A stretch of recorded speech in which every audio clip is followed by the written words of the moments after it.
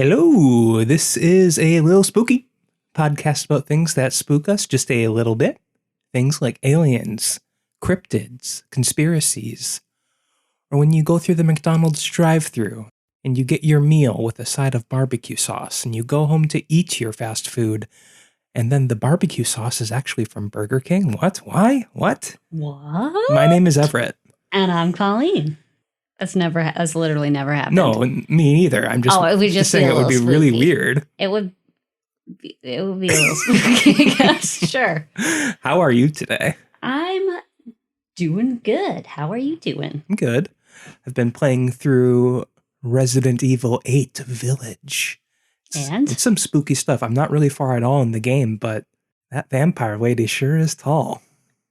Tall? Yeah, she's 9 feet. Is that the adjective you'd use to describe her? I mean, of many, tall is the first one. She is large. Yeah, it's just, I don't know. I love Resident Evil in this game. I'm loving it. Great. Good. I also, before we get into today's episode too, I just want to run something by you. Okay. I don't think we're really going to talk about this ever because it seems like it's pretty much over anyway. Mm-hmm. But have you been following this cult that was in the news? Love Has Won. Yes, I think I'm the one who told you about it. But I've been looking into it. It's weird. It's crazy stuff. They are probably one of the most public, internet public cults in internet history. Which is interesting because I had not heard of them until I randomly read an article way, way, way, way down on my news app feed. Just for reference, the reason that they were in the news is because their cult leader, I don't even know her name, I don't remember it, but she died.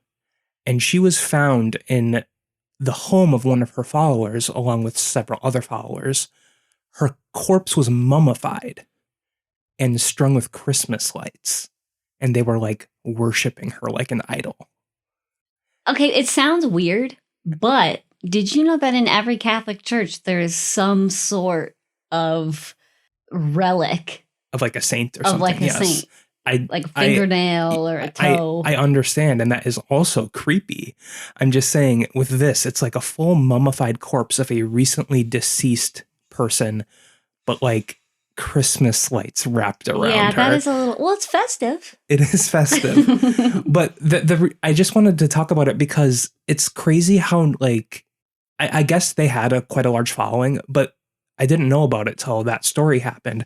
And apparently they had YouTube live streams daily, hours and hours long, just talking about their beliefs and their interactions with each other and stuff. That's why I say it's one of the most public cults in recent history, maybe all of history, because usually cults keep to themselves. I mean, they want to bring in people, but there's been plenty of cults with internet videos out there. But daily live streams, 8 hours long.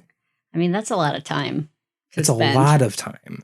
Anyway, I don't know. I just wanted to talk about it because it's just a very fascinating story. But yeah, so what are we talking about today, Colleen? Today, we are talking about a listener request. This request comes from our listener, Javi. And we are going to talk about the Dominican mythological being, the Ciguapa. Ciguapa? Have you ever heard of this? No. And that makes sense because... I mean, I have no Hispanic heritage. Oh, right. So. Well, I mean, you've heard of the Chupacabra and... Yeah, that's true. La Llorona, other kind of myths. That's true. This I had never heard of until Javi had sent us an Instagram message.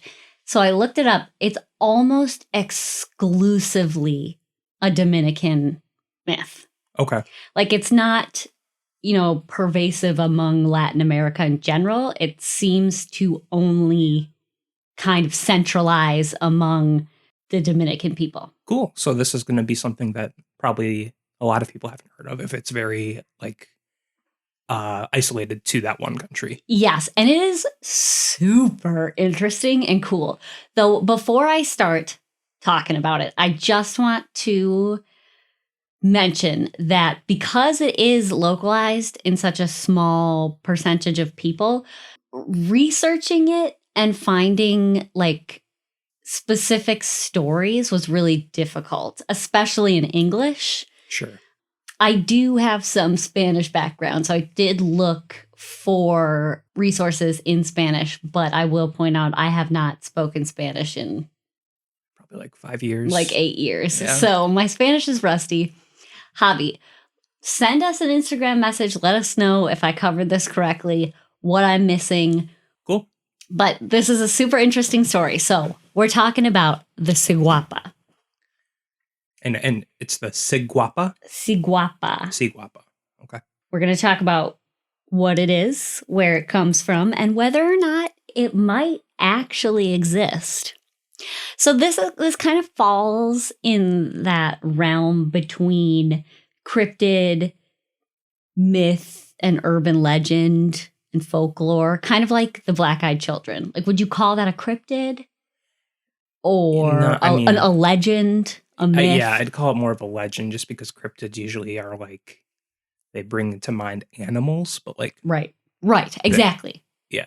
So to me, I'm going to kind of refer to this more as a folktale. Sure. Okay, so we're going to start with a little visualization. On our audio format. Sit back, listeners. Imagine that you, Everett, are a young man. I don't have to. Right, you are. You are a young man. So imagine yourself. Okay.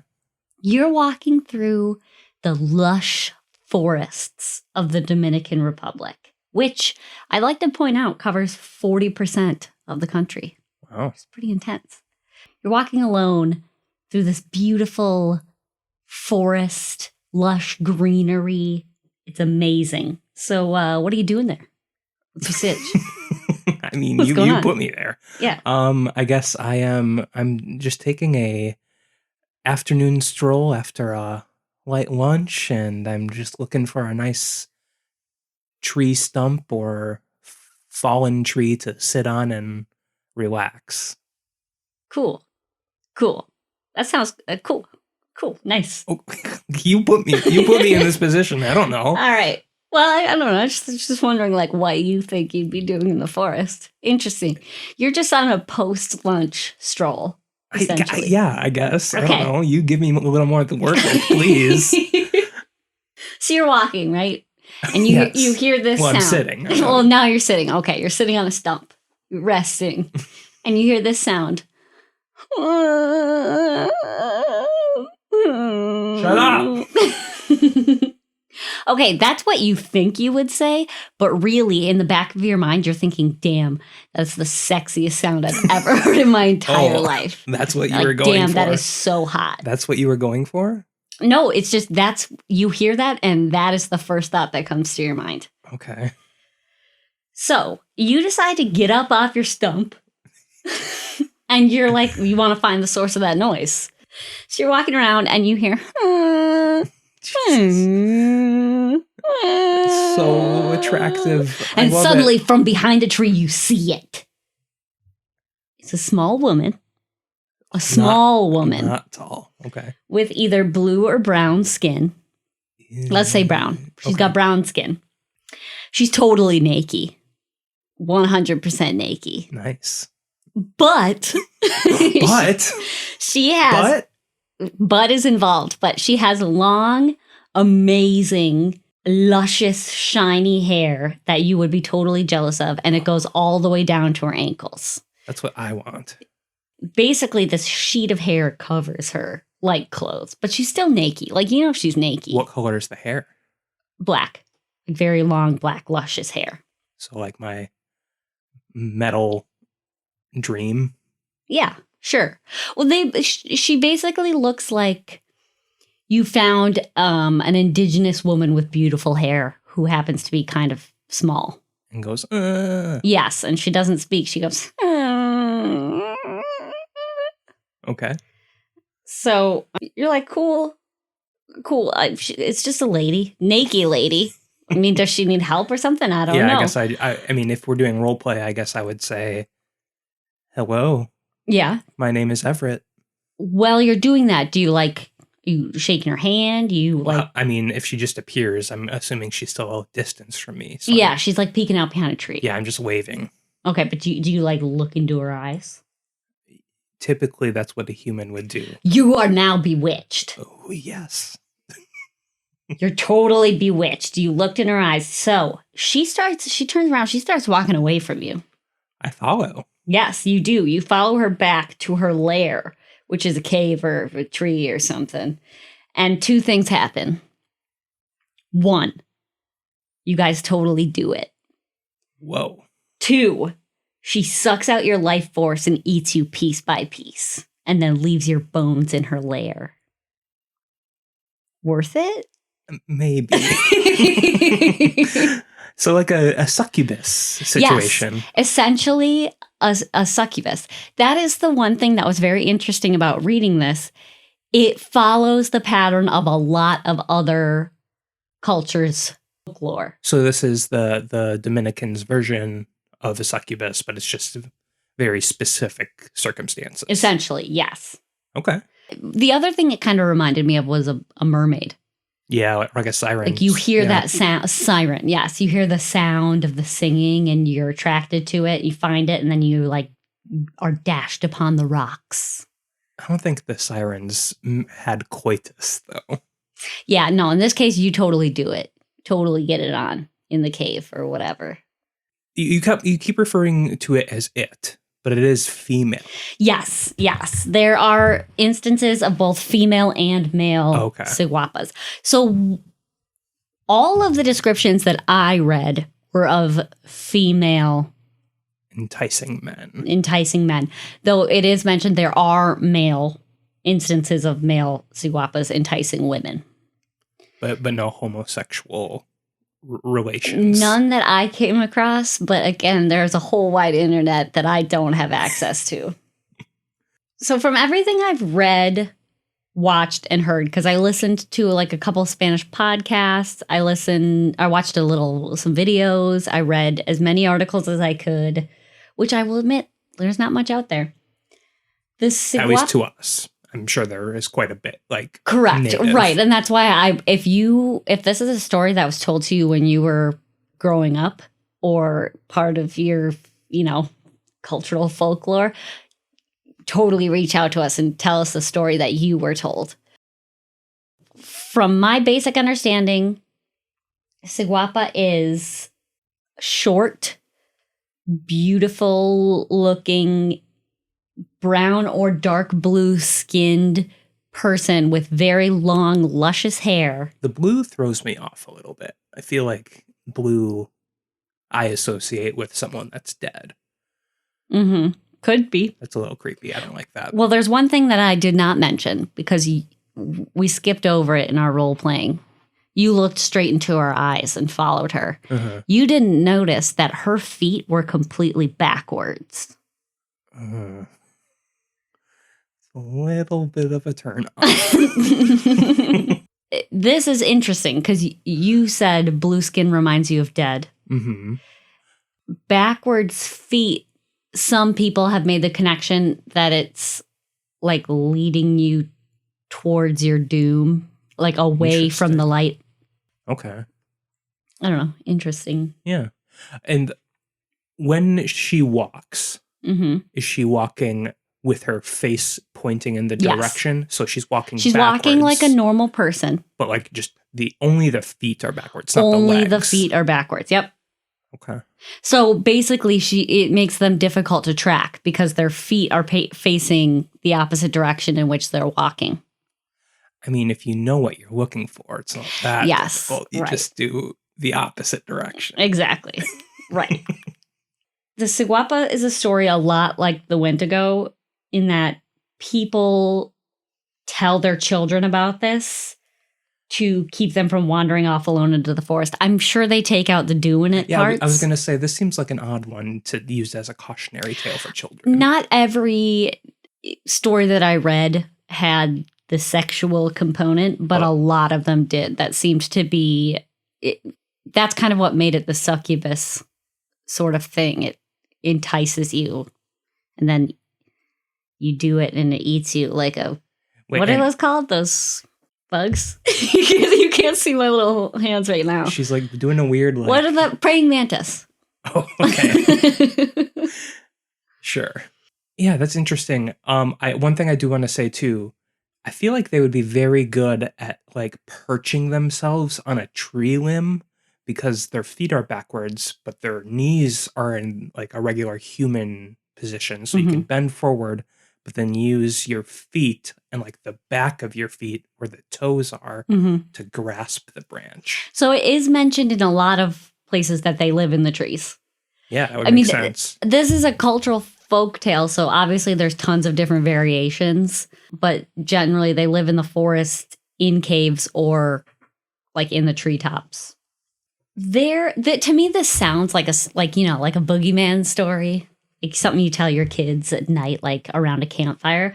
But there are actually people in the Dominican Republic who have claimed to have had encounters or seen a ciguapa.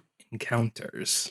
Right. Okay. Here's the problem. I looked everywhere for stories, like actual eyewitness stories.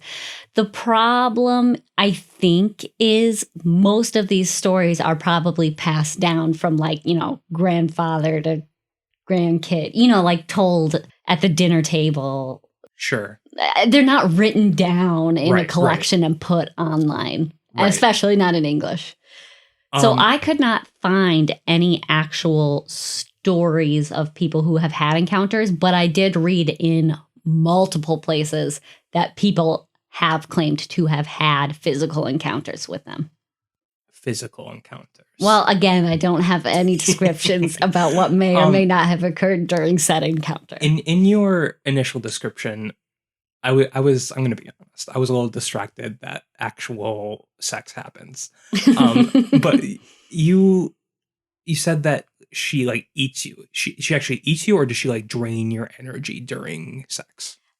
Or both? This is another one where like there were multiple versions, but it seems more like you are physically eaten. Like it's like that spider. Kind of like vampire spider sort of thing. Yeah.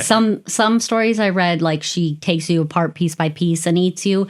Other stories says she like sucks the blood out of you and you're mummified and she keeps your body around. Well, like that cult. Yes, actually. Full circle. Yeah. So, some other interesting things to note about the ciguapa. They cannot be captured because they die of stress or sadness within days of being captured. What does that remind you of? A bird. Yes, kind of.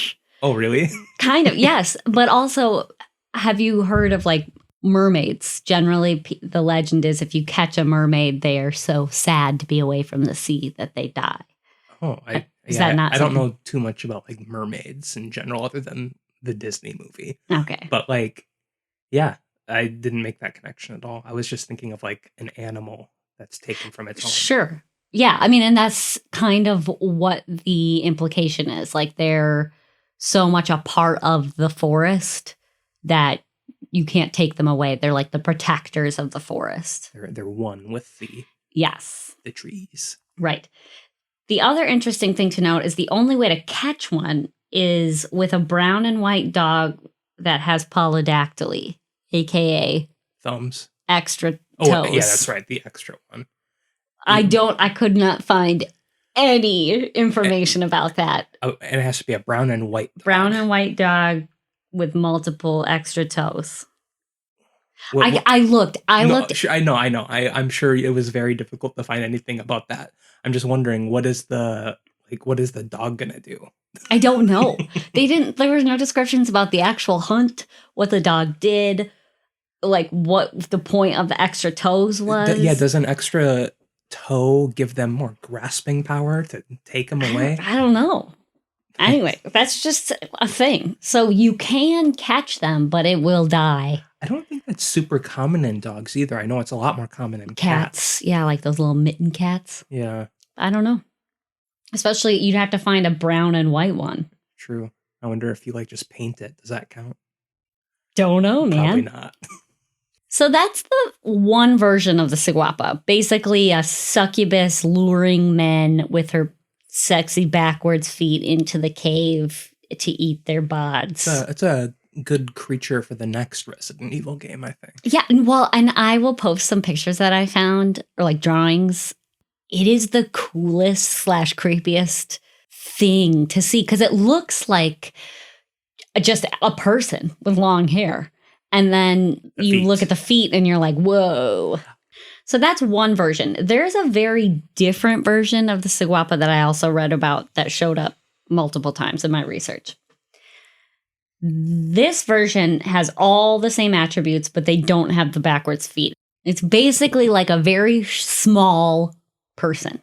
They sleep in the treetops. This version eats nuts and fish and stuff. They just like live in the forest. They're part of the forest. They're one with the forest. I didn't realize fish lived in trees.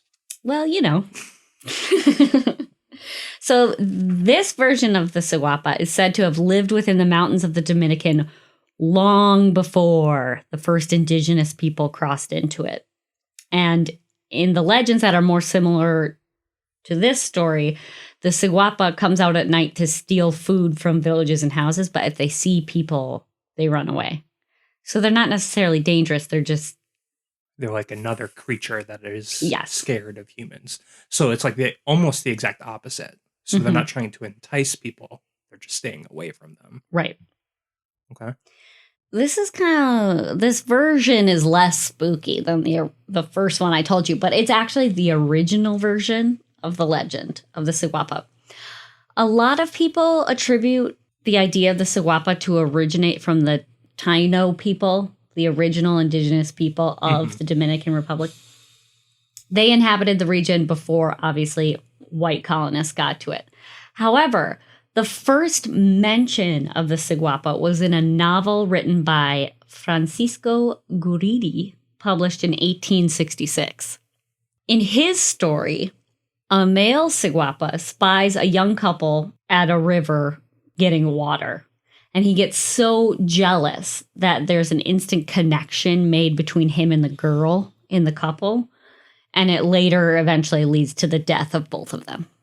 So the legend could have originated earlier than this story, but everything that I read seems to indicate that this author may have created the concept of the Ciguapa. Or he at least was the very first to write it down. Yeah. Well, it was a fictional story. Right. I mean, it's the first documented tale. Correct. Right. Maybe he had heard the story previously and he's the first one to write it down. Yeah, I'm going to say he probably wasn't the first one because it seems like that was way too recent. Yeah, it's interesting how pervasive the myth has gotten in only, 160 years? 60 years, yeah. I feel like it had to have been a tale he picked up. Well, and you never know. But the thing is, because we don't know that, and that's the earliest record, the assumption is that he created it. Which is kind of disappointing, right? That And where was he from? The Dominican Republic. Oh, okay. For some reason, whatever you had said, you made me think it was like some white British colonist. No. Made a myth up for the Dominicans. I'm no, that's not cool. No, this was a local man. Cool. The legend of the Ciguapa seems to kind of be a weird mix of a bunch of different folktales. Like we talked about witches, mermaids, succubi. If it's true that the legend wasn't created until 1866, that could make sense because colonization would have spread European folklore around. The idea of succubi, it's hard for me to believe that the indigenous people did not have their own concept of a succubi, succubus. I mean, at least in the land of the United States, all the indigenous people here, a lot of different tribes had their own versions of succubi tales. Right. So I feel it's something that's just kind of like a cultural, yes, instinctual story. And what does that say about people? Something that's stealing your life in your sleep. Women that are stealing your life in your sleep? What does that say about women? Or sometimes men stealing from women. It's usually just the opposite sex that you're, I assume, attracted to. Yes. But it does seem like it's mostly women. I will say that, yes. Well, I mean, that's another interesting thing. It's super interesting to me that the same concept, same folklorical concept would spontaneously evolve in completely different cultures, like unrelated to each other. And I think we briefly discussed this in the sleep paralysis episode we did. My personal thought on that is it's just the natural reaction to nightmares and sleep paralysis, because you have that sinking pressure on your chest and you just, assume because you're sleeping, and you might be aroused as well because that's what your brain is doing. You just make that connection subconsciously. Sure.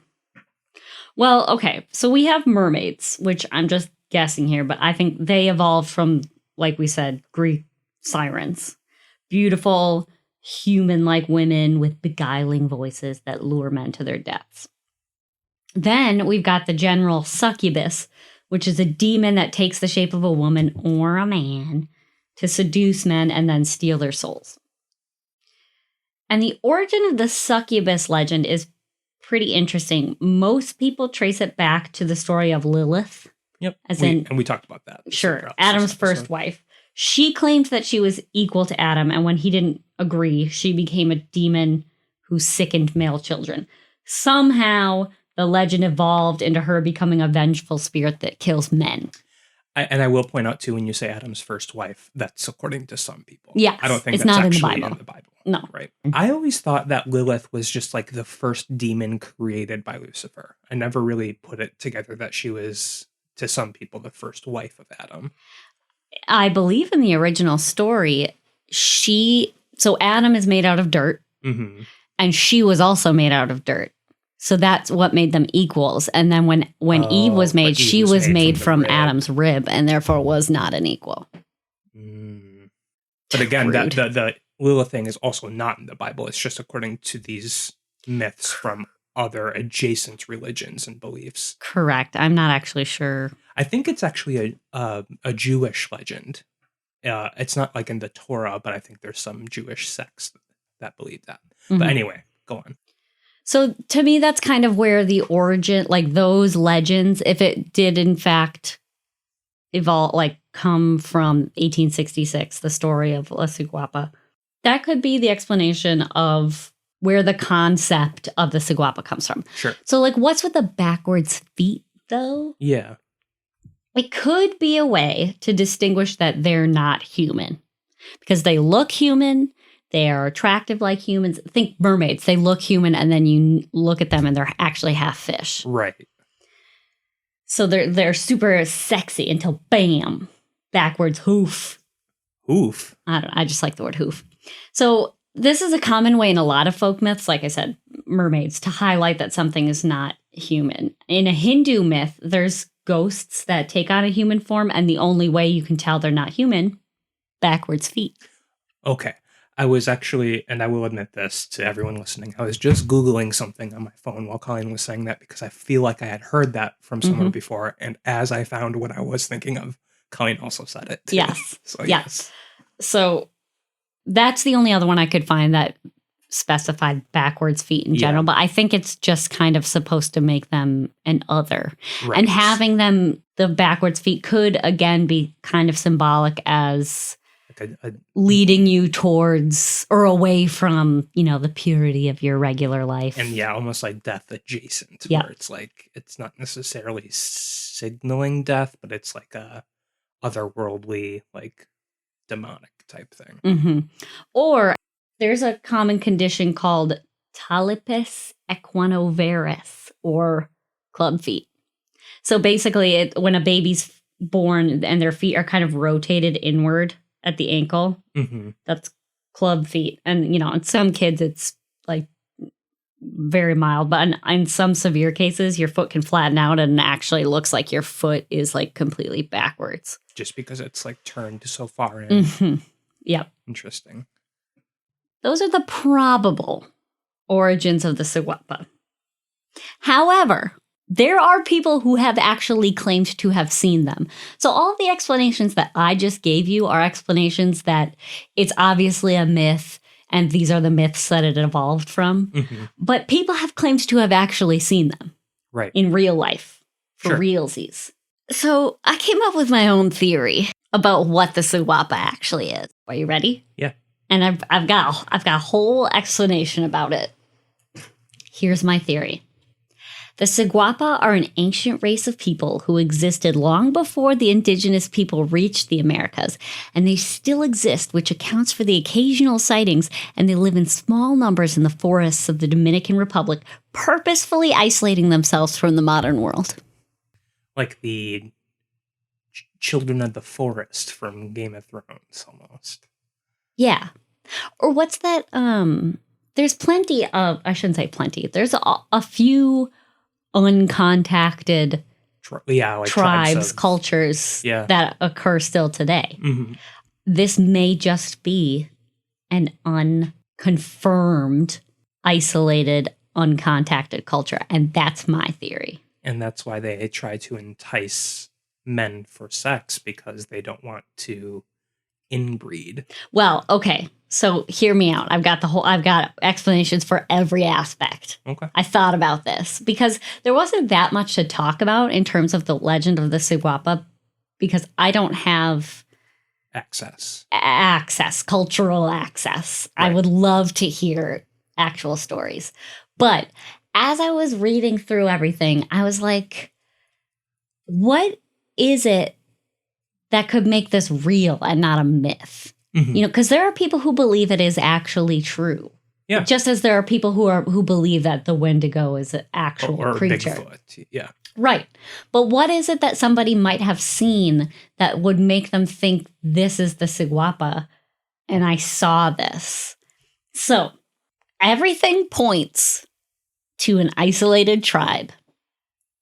Number one, let's start with height. So we're not talking about like a short person, like the occasional, this person's shorter than average. We're talking about a group of people that are much shorter as a whole. Mm-hmm. For example, there are the modern pygmy ethnic groups. And primarily when you read pygmy, this is in reference to the African pygmy people, but there have been examples of like outside of Africa pygmy groups. I think there's like an Asiatic. Yeah, Southeast Asia, I think. Right. On an island. The point is, what they all have in common is that the average male height of these tribes is 4 foot and 11 inches, which is significantly shorter than what the average American man is, 5'10"?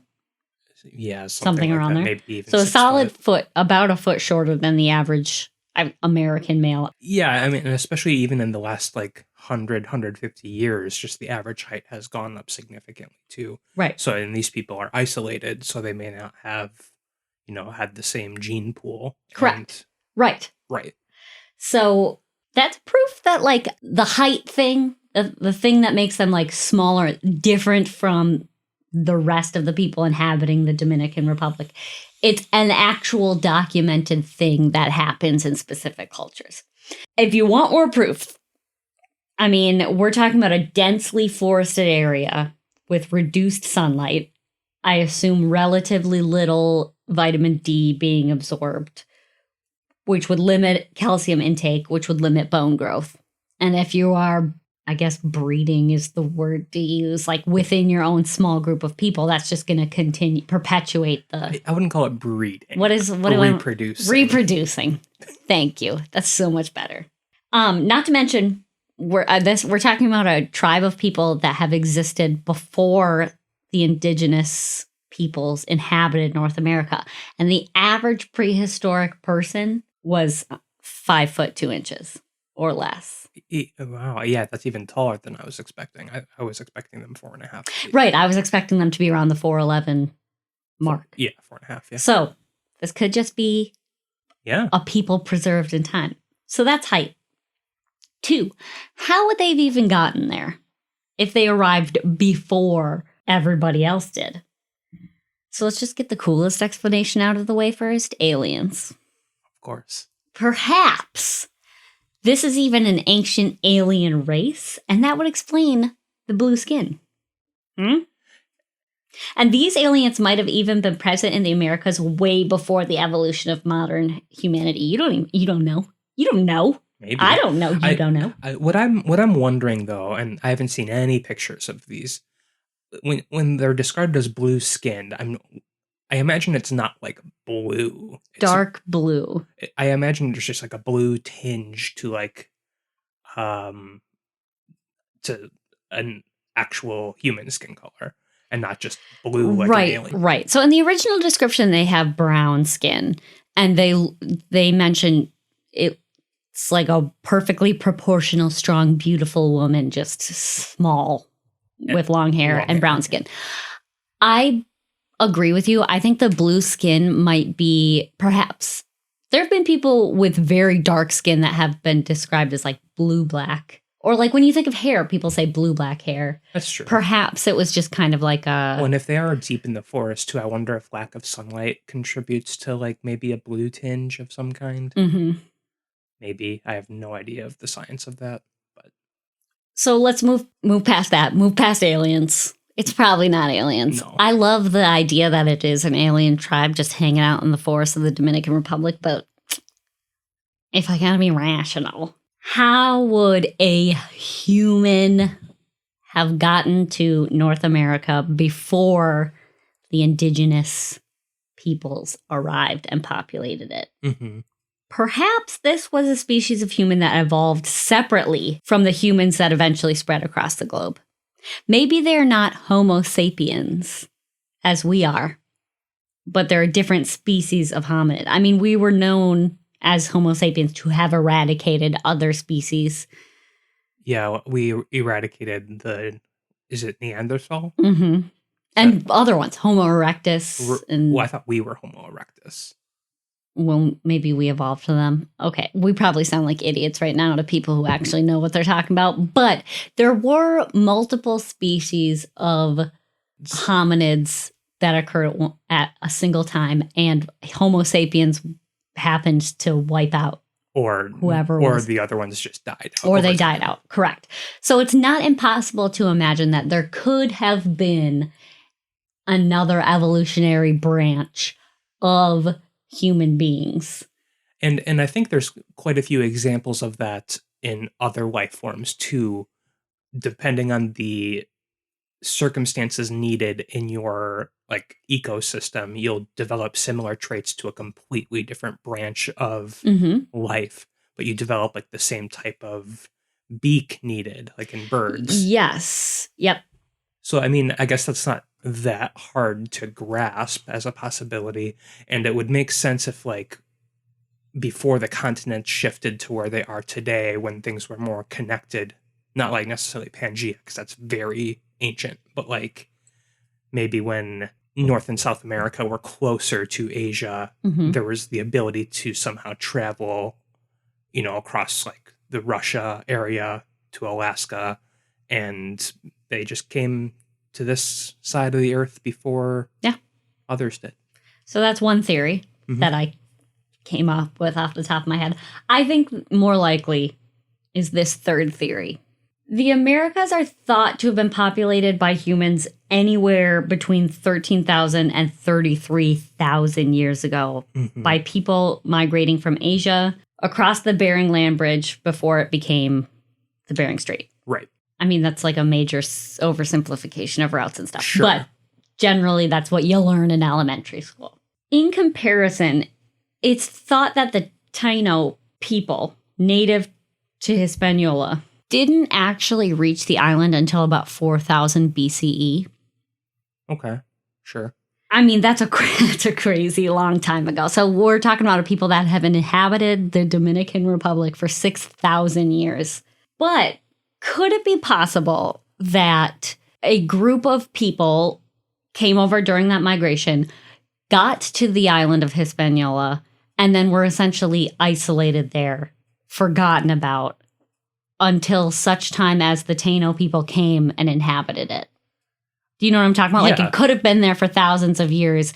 They could have crossed the same Bering Land Bridge. They just happened to get there before I mean, I think recognized I think Taino that's tribe. extremely possible just because it would be so easy to forget about one or two, small families or tribes of people to leave your community and, you assume they died, but Mhm. it turns out they started populating a small island. Right.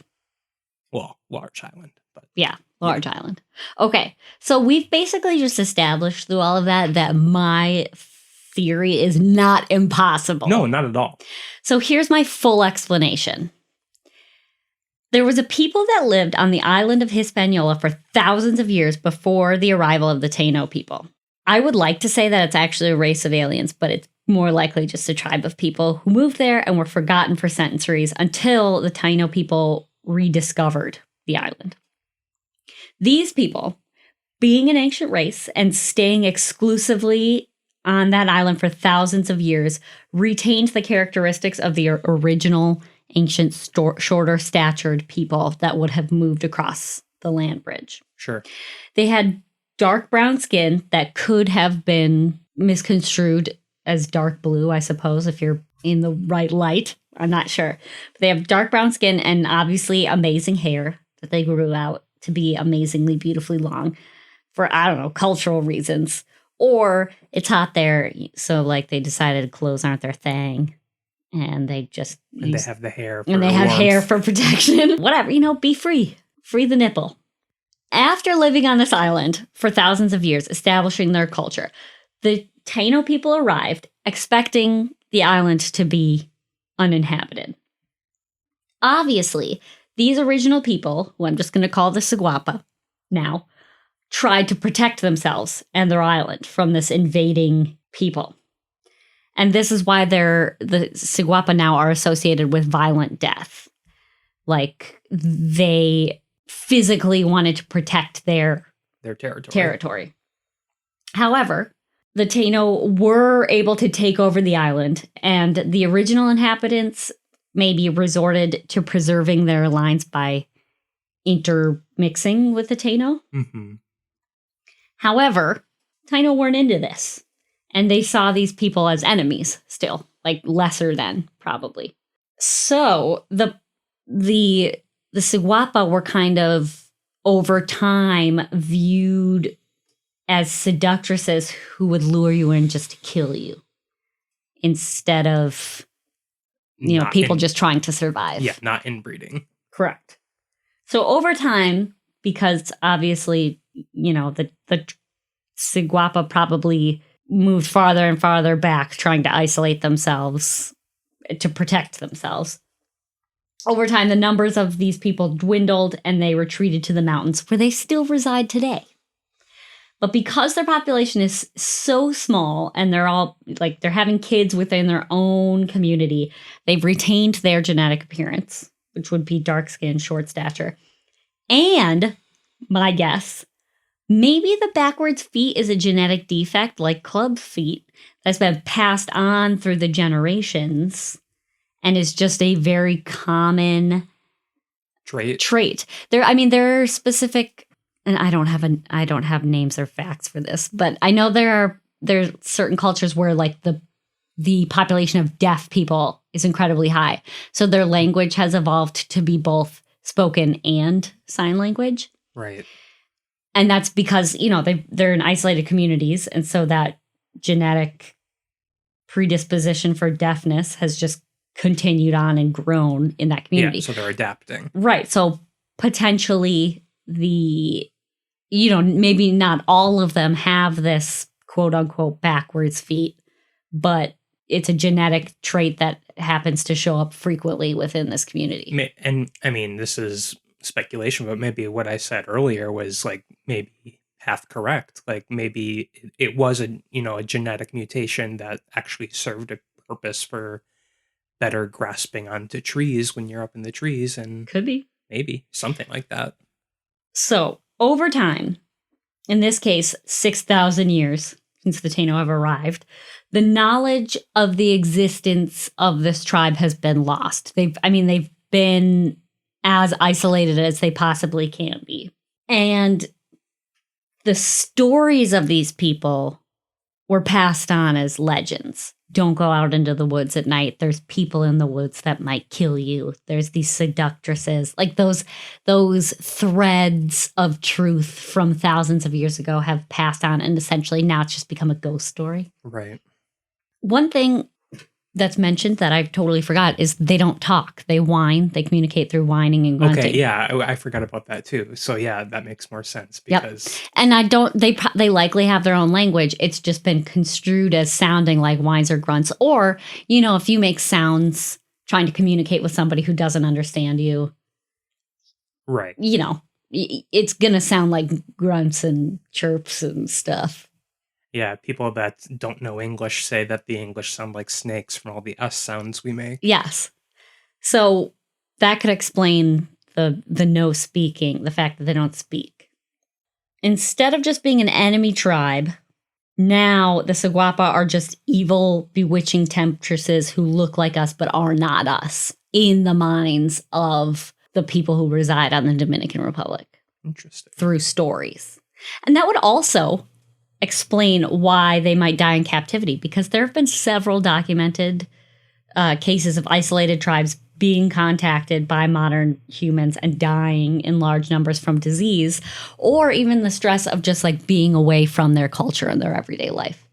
Right. Yeah. I mean, like I always try to imagine like what if like someone from like the 14th century was just placed in modern times with like skyscrapers and cell phones and everything. Just completely different from your way of life. I think shock could contribute.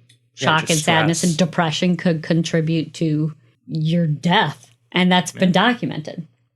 So I say that the people who have claimed to see the Ciguapa are not lying. They've actually come in contact with a rarely seen tribe of the original island inhabitants, and the legends surrounding them have just influenced the way they've interpreted their encounters. And just to reiterate, this was Colleen's theory. This was not this was not the actual myth or truth, like actual truth that this is a tribe. But this does make a lot of sense though. That's the first half of this podcast describing what the Ciguapa is, where it comes from. That is the truth. The truth of the legend. Yes. The second half is my awesome hypothesis as to what it might actually be. It's not, I mean, it would make sense scientifically. I mean, there's like no proof, but it would come in line with a lot of other things that have occurred on Earth. Interesting. I like it. Yeah. I mean, it's entirely possible that somebody has already had this hypothesis and it's written in like an amazing Spanish paper somewhere. And it's already been debunked. But from my research, that's my theory. I'm going to even make it weirder, and I'm going to say aliens. No, I don't think so. That's your weakest theory in this circumstance. That's cool. I like it. But the Ciguapa, interesting Dominican legend. Yeah. And as Colleen said, too, if you're listening and you have, like, if you're from the area or if you're familiar with the story of the Ciguapa, maybe let us know. I would love something like a personal story, like a family story that's passed down. Somebody claims to have seen one, or even if it's like a fake story, but like it's one that's passed on through your family, I would love to hear it. And I will read it. Yeah. We don't have a listener story today, but if you have any stories about any personal spooky experiences, send it over. But for today, instead of a listener story, I found this very interesting news story from a couple months ago. It's a little older, but I wanted to share it with Colleen. Okay. And this is from Live Science. A young woman's menstrual cycle brought tears to her eyes, but unlike most period-related tears, hers were bright red tears of blood. Metal. What? So, this 25-year-old visited an emergency room with bloody tears oozing from both eyes. It was her second such episode in the past 2 months, and that's what doctors reported. Blood tears are a very rare condition known as hemolacria. Mm-hmm. And there's many different causes that could be related to this, but in this case, her eyes were otherwise normal and she was not ill or injured. However, both instances of these bloody tears coincided with the onset of her period, and the physicians notated this in their reports. Normal menstruation can sometimes trigger cyclical bleeding around or outside the uterus, known as vicarious menstruation. The women's crimson teardrops likely represented a highly unusual convergence of two conditions, vicarious menstruation and hemolacria, leading to period-triggered tears of blood. Can you imagine if, like, every time you had your period, you also cried blood? Okay, that would have made getting out of school for pain so much easier. Because, okay, I'm just going to whine about this. Cramps suck, man. It's basically like birth pains minus the birth part. And if you have to sit, like, deal with that during, I don't know, geometry, and you, like, are like, dude, I have to get out of here. And your geometry teacher is like, well, just suck it up. Everybody has to go through this. 50% of the world has to go through this. Like, yes, that's true, but that doesn't make it any less painful. So if I had, like, an outward sign such as bloody tears, they'd be like, holy shit, get out of here. I will say also this article goes more in depth to why this is the case and not many of the other causes of bleeding out of your eyes. So it definitely is linked to her menstruation cycle. Also, there's a picture. I'm just going to show it to Colleen. Oh, badass. That's an album cover. And in summation of this, I will say I love the song Bloody Tears in Castlevania. That's a great song. But yeah, that's all for that. I just thought that was cool. In the Bible, and I don't remember this, but in the Bible, do they not say that, like, before the crucifixion, Jesus cried tears of blood? I think that might just be something that, like, a lot of, like, Renaissance artists put into their stuff. I think I had to watch a documentary or something in, like, one of my religion classes about how that's scientifically possible because stress reactions. Yeah, I don't think that's, like, an actual thing from, like, the actual Bible. I think that's just something that was adopted by Christians as a symbolic thing, just as, you know, Dante's Inferno happened in the 13th century in his Divine Comedy, and there's no actual representation of the devil being in fire or anything like that beforehand. So, just interesting. Point is, pretty badass. Brutal. Yeah, and if you would like to send us a story, as I said, send it over. Also, if you just have ever seen an article too, just like the one we've read that, like, fascinated you and just wanted to, you know, us to touch on it too, you can send it our way as well. I love a good, interesting, spooky article. You can send it to any of our social medias. Facebook, Twitter, Instagram are all at NerdSloth HQ. And you could email us at podcast@nerdsloth.com. Put a little spooky in the subject line, please. Yes. We'll be at you next week with something for sure. Yes. We will talk to you then, spooky fans. All right. We love you. We love Bye. you. Bye.